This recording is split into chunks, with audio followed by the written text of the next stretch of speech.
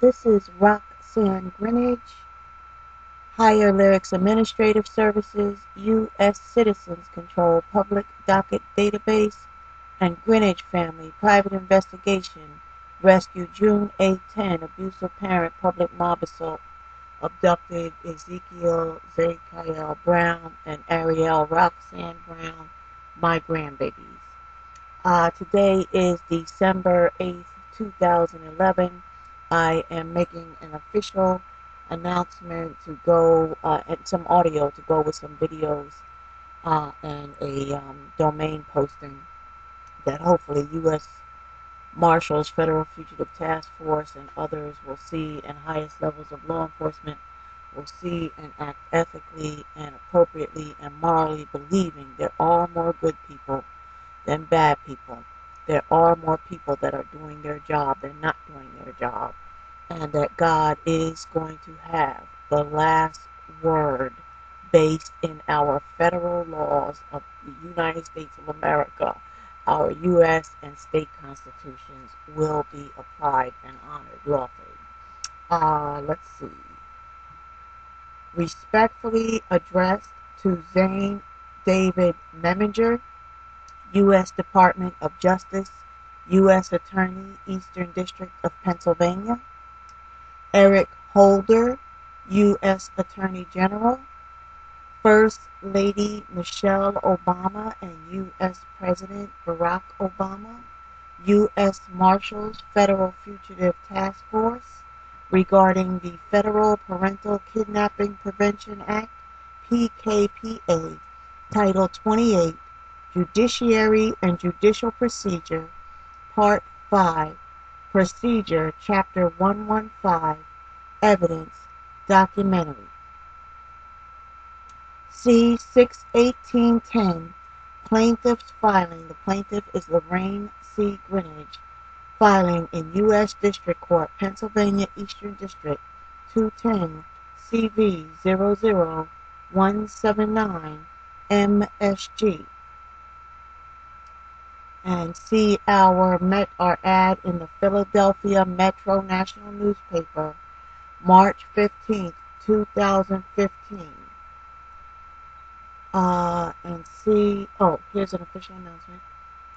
Thanksgiving Day 2011, Grinage family publicly announced plans to rescue and bring back to Eastern Pennsylvania jurisdiction where state court malpractice, official corruption, nepotism corruption within City of Philadelphia mayor and district attorney's offices, fraud, civil rights violations resulted in June 8, 2010, Erick Brown and Saundra Sullivan's City of Philadelphia relatives employed public mob aggravated assault beatings with baseball bats and guns, abduction of Lorraine Grinage's children, Ezekiel Zakael Brown and Ariel Roxanne Brown, 45 minutes after being served with order ruled to show cause during temporary custody proceedings.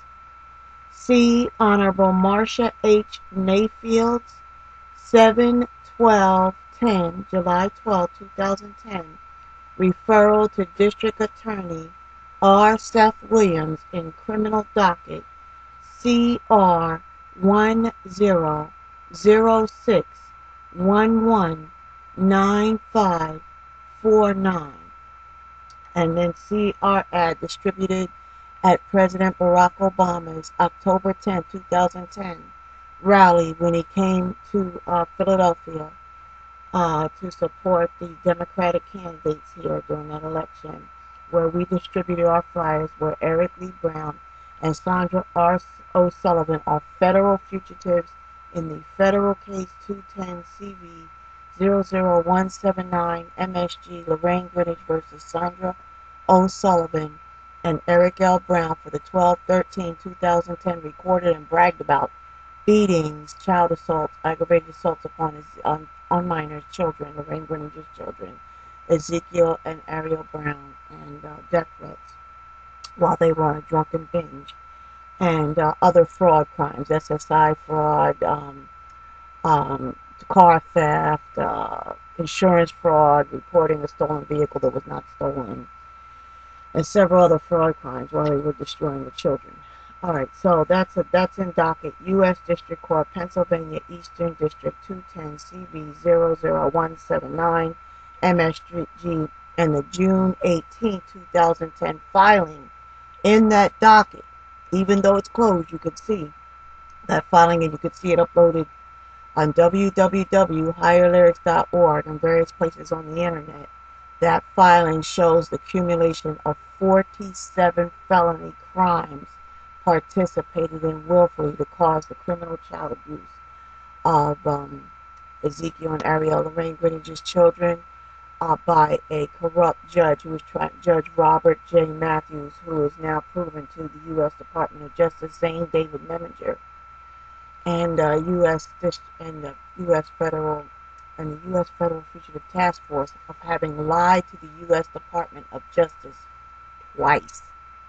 Okay, that's Judge Robert J. Matthews, who's trying to cover up the crimes of Fern Brown Kaplan, a private wealthy attorney who's the best friend of another wealthy famous attorney, Gloria Allred, when she was acting in the capacity of a, quote, custody master, and she accepted bribe and extortion from another wealthy private land-owning attorney, Timothy E. Pacente, of the law-practicing Pacente family, and real estate holders, who was extorting money out of his drug-impaired client, Erick L. Brown. Okay.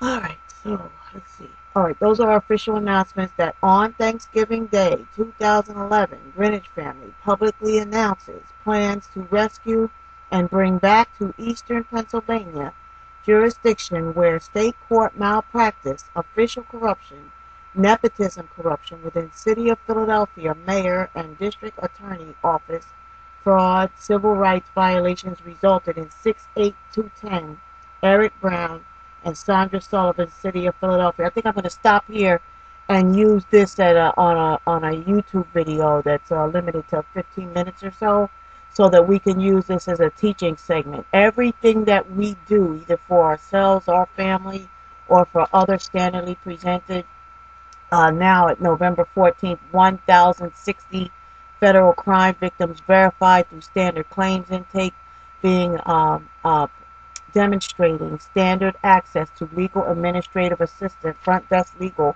secretary services made available regardless of who you know or what you have. Your claims can be presented, assessed, verified, and then lawfully, responsibly reported as due diligence, both counting jurisdictions, both counting and accounting for what happened to you individually, the loss to your family, your economy, your business, your health, your heritage, your future, your career contribution, which defrauds our economy. So that's why we call it a child slaughter, U.S. economy fraud, court and education reform, state of emergency, where we can gauge personal injury, the degree to which somebody became disabled or wrongfully killed, and now their career contributions that would have enhanced our economy are now missing.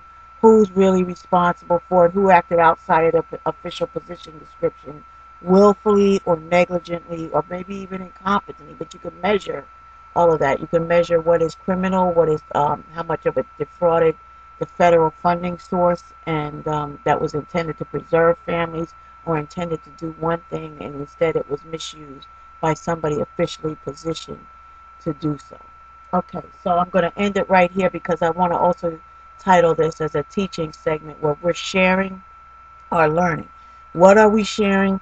We're sharing that after the fact, yes, we suffered terrible, horrendous attempted murder, we suffered false arrests, several of them, false imprisonment, but we also encountered all the way along the way ethical people, law enforcement in the jails, and U.S. Marshals, the jailers down at the CO, and we learned that law enforcement are working class people too.